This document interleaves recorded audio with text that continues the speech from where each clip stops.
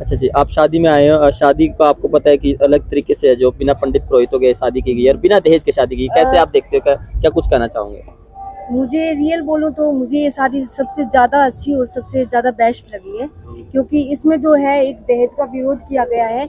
और एक लड़की के लिए इससे अच्छी बात नहीं होगी कि ऐसी फैमिली मिलना बहुत बड़ी बात है, क्योंकि हर लड़की को फैमिली मिलती है, लेकिन या तो दहेज के लिए मांग की जाती है या गाड़ियों के लिए मांग की जाती है। लेकिन ये एक ऐसी फैमिली है जहां अंकल जी ने बड़ा ही अच्छा कदम उठाया है, और मैं यही चाहूंगी कि हर बेटी को ऐसी फैमिली मिले।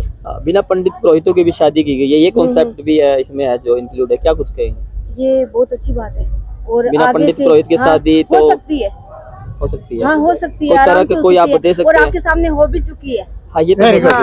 हो भी चुकी है। और मैं यही चाहूंगी कि आगे जैसे अंकल जी ने ये कदम उठाया है, आगे भी मेरे बड़े भाई जो भी है, मेरे काका ताऊ जो भी हैं, मैं यही चाहूंगी कि वो भी यही कदम उठाए और अपनी बेटियों को चाहेंगे ऐसा? हाँ जी, मैं जरूर करूंगी। अगर जहाँ तक, अगर मैं आगे कितनी नहीं बोल सकती हूँ, लेकिन जहाँ तक होगा मैं ये कदम जरूर उठाऊंगी। Very good. आप पूरे परिधान में आए हो, जो कल्चरल है, जो कस्टम है, उसमें आप आए हो, ऐसा ऐसा क्यों सोचा कि मैं इसी परिधान में चलूं, या नॉर्मल लड़कियां जो जींस टॉप या और जो सलारे वगैरह डालती है शादी में? देखिए, जो पहनावा है ना लेडीज का, वो वही अच्छा लगता है जिसमें पूरा शरीर कवर किया हुआ हो।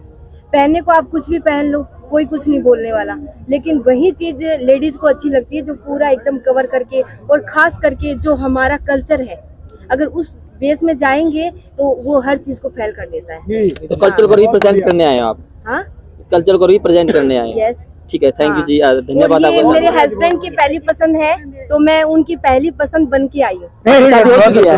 हाँ ठीक है जी, एक बार वो मैम कुछ कहना चाहती है। हाँ जी, वो जो मैडम ने अभी कहा है ना कि लेडीज को कवर होना चाहिए, तो लड़कों को भी कवर होना चाहिए। यस यस, वेरी गुड, कि हम यहाँ पे भेदभाव नहीं कर रहे हैं। वेरी गुड, लड़के ड्रेसअप सभी की सिविलाइज्ड हो, वेरी चाहे गुड। लड़का है चाहे लड़की है, साधुवाद, पाबंदी नहीं लगा। हर चीज में सुंदर लगता है, सबकी पर्सनल लाइफ है, कोई कुछ भी डाले, नहीं, हर चीज में सुंदर लगता है, लेकिन सभी के लिए बराबर। हर चीज में सुंदर लगता है, लेकिन जो चीज अपने पहनावे में दी गई है, अगर वो ज्यादा पहने तो मेरे हिसाब से सबसे बेस्ट रहता है। मैम, मैं ड्रेस को जो कमेंट नहीं कर रहा था, जस्ट मैं इनके जो लेके हाँ, पहनावा। डाल के आया, मैं इसको पूछ रहा था कि ये रिप्रेजेंट करने आए हैं, कंफर्टेबल फील कर रही है, ये बोल रहा था। मेरी खुद की पर्सनली है कि सबकी अपनी लाइफ है, कोई कुछ भी डाले। नमस्कार सर जी, सबसे पहले तो मैं बताना चाहूंगा, भिक्खू काशी रतन ठेरो, मैं राजस्थान तरंग बुधवार उपलाना मंडी और अखिल भारतीय भिक्खू महासंघ प्रदेश अध्यक्ष हरियाणा।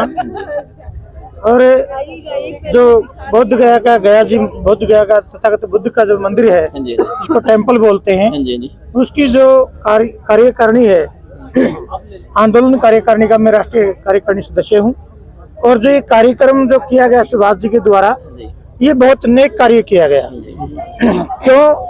क्योंकि जब दिल्ली के अंदर आंदोलन चल रहा था, पूरे भारत में कमेरा वर्ग के लिए जब आंदोलन चला हुआ था, उसमें किसी भी पुरोहित ने, हाँ जी, एक भिक्षुओं को छोड़ करके कोई भी पुरोहित व सिखिज्म को छोड़ करके कोई भी पुरोहित वहां पर जाकर के सहयोग देने का कार्य नहीं किया।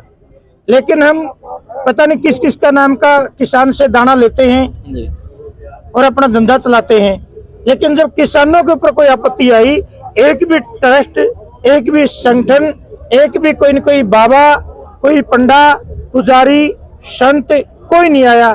आए तो सिखिज्म और बुद्धिज्म के लोग बहुत बढ़ चढ़ करके, जो भिक्षु और पाठी सबसे ज्यादा वहां पर पहुंच करके अपनी मेहनत और लगन के साथ वहां पर जैसा भी सहयोग करने का उनकी मादा थी, ऐसा उन्होंने सहयोग करने का कार्य किया।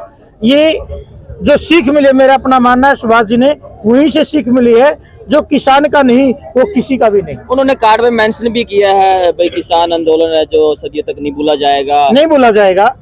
तो जितने वहाँ पर किसान तो बहुत थे, क्या वो भी आने वाले इन फ्यूचर शादी ऐसा करेंगे? जरूर करेंगे, क्योंकि शुरुआत करने की पड़ेगा इस शादी का, उस कार्ड का। मैं अपना बताता हूँ, जब हम छोटा बच्चे को खाना सिखाते हैं, यदि हम उसके मुंह के अंदर ढूसने का कार्य करेंगे तो बच्चा नहीं खा पाएगा। यदि हम उसके सामने एक निवाला तोड़ करके ऐसे खाते हैं, वो कितना प्यारा लगा, कितना अच्छा है, कितना स्वादिष्ट, तो बच्चा भाग करके खाएगा। तब लोगों ने पता चल गया कि ऐसे शादी करने से ये लाभ मिलता है।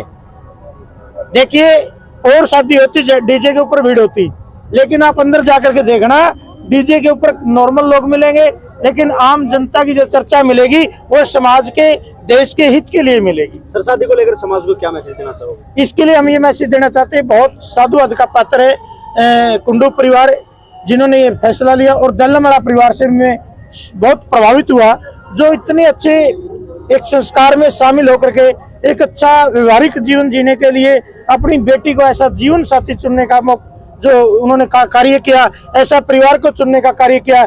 नहीं तो वहाँ की मातृशक्तियाँ ये भी बोल देती थी कि ऐसा नहीं हो तो ऐसा होगा, ऐसा नहीं तो ऐसा होगा, वो मानसिक रोगी हो सकते थे। लेकिन उस साथी ने सारी वेलाएं तोड़ करके माननीय सुभाष कुंडू जी का जो साथ देने का कार्य किया, उसके लिए मैं साधुवाद देना चाहता हूँ। दोनों परिवारों को हार्दिक मंगल कामना, सदा सुखी रहो, कल्याण हो। और सभी किसान मजदूर जितने सभी से मैं अपील करता हूँ कि हमें मृत्यु भोज और शादी के ऊपर ज्यादा खर्च नहीं करना चाहिए। हमें सर छोटू राम का दिया उसे मूल मंत्र को समझना चाहिए, जो राष्ट्रपिता ज्योतिराव बापुले के द्वारा लिखी हुई बुक थी किसान का कोड़ा। वो जब चौधरी चरण सिंह ने पढ़ा और चौधरी चरण सिंह ने कहा पढ़ेगा तो आगे बढ़ेगा, इंसान के पास जमीन है तो जमीन है, तो हमें अपनी जमीन को बचाना है, तो व्यर्थ के खर्चे रोकने होंगे। बच्चों को ये बात तो मोदी जी भी कह रहे हैं, पढ़ेगा इंडिया बढ़ेगा इंडिया, वो कह रहे हैं लेकिन पढ़ा नहीं रहे। कितने स्कूल बंद कर दिए। इस देश की व्यवस्था को यदि आप बीच में नहीं हो पढ़े और बढ़े की बात थी ना सर, उसने जो किया वो अपना काम कर रहा है। कितने स्कूल बंद कर दिए? 254 तो लिस्ट आई थी साहब। चलो ठीक है सर, क्या कुछ लास्ट मैसेज देना चाहोगे अपने शब्दों में? मेरा लास्ट मैसेज एक ही है कि हमने व्यर्थ के खर्चे रोक करके, हमें इधर उधर के खर्चे रोक करके दो ही चीजों के ऊपर लगाने चाहिए, अपने बच्चों की कामयाबी के लिए, समाज के उद्धार के लिए। ठीक है सर, तो सर ने बड़ा